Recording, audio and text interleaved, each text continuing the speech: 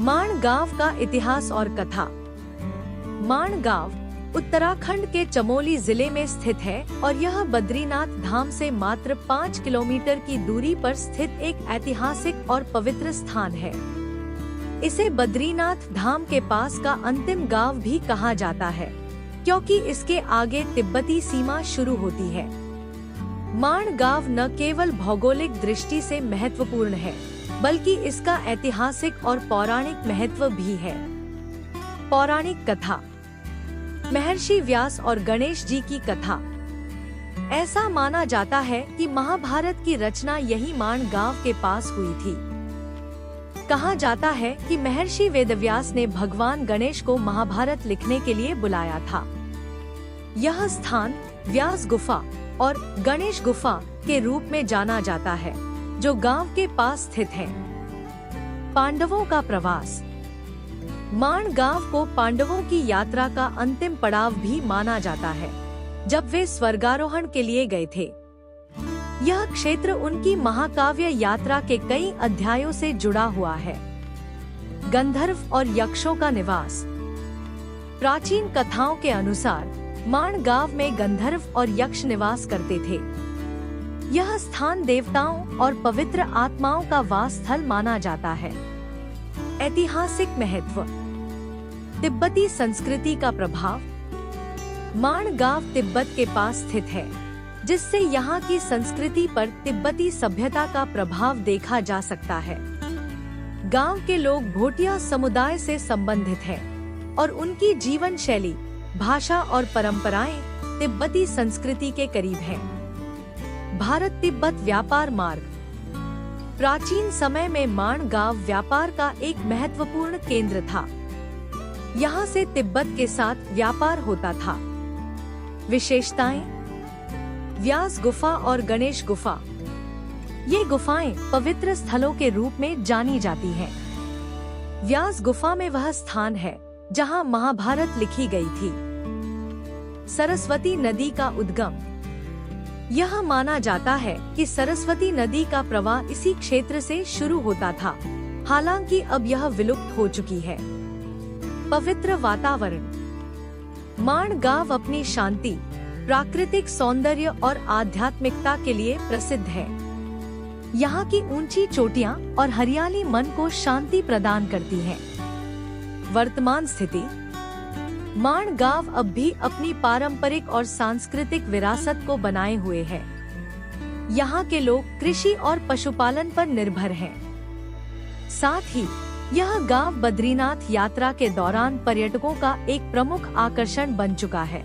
माण गांव अपनी आध्यात्मिकता, पौराणिक कथाओं और प्राकृतिक सुंदरता के लिए प्रसिद्ध एक ऐसा स्थान है जो अपनी संस्कृति और इतिहास में समृद्ध है। यह गांव न केवल धार्मिक दृष्टि से महत्वपूर्ण है, बल्कि भौगोलिक और सामाजिक रूप से भी खास है। पौराणिक और धार्मिक महत्व।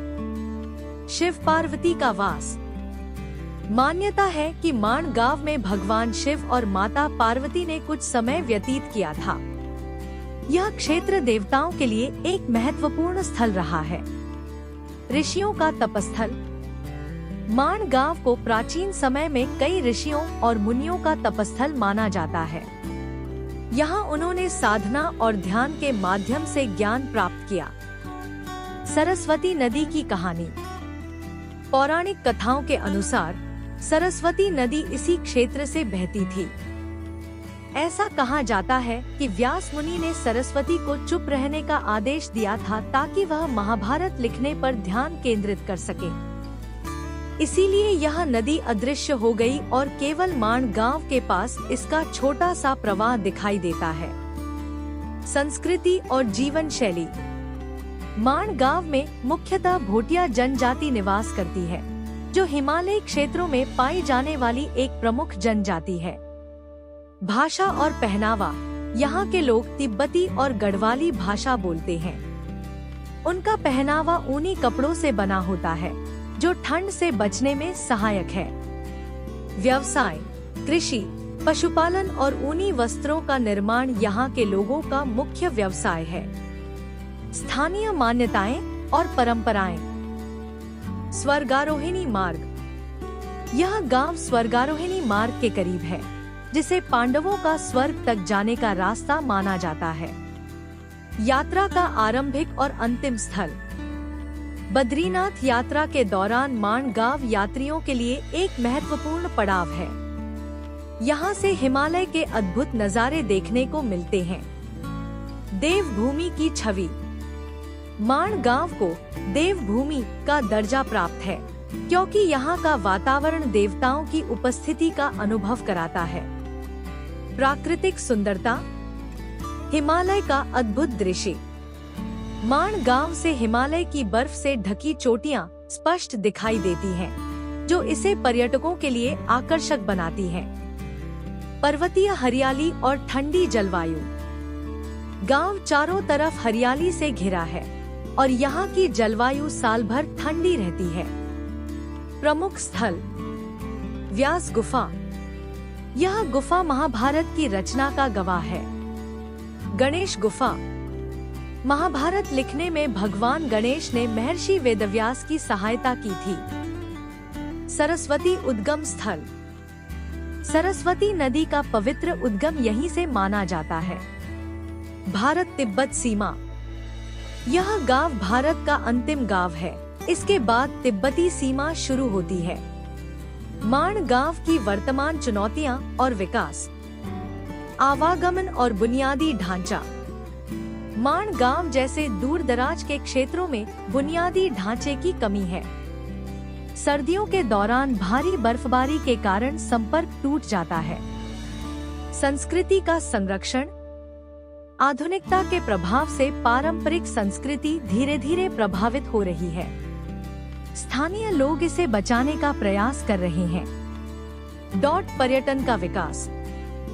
सरकार और स्थानीय समुदाय माणगांव को एक पर्यटन स्थल के रूप में विकसित कर रहे हैं। यहाँ होमस्टे और गाइड सेवाओं का विस्तार किया जा रहा है।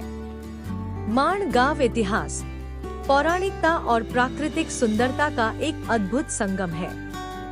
यह स्थान न केवल धार्मिक यात्रा का हिस्सा है, बल्कि अध्यात्म, शांति और प्रकृति के करीब आने का भी एक आदर्श स्थान है।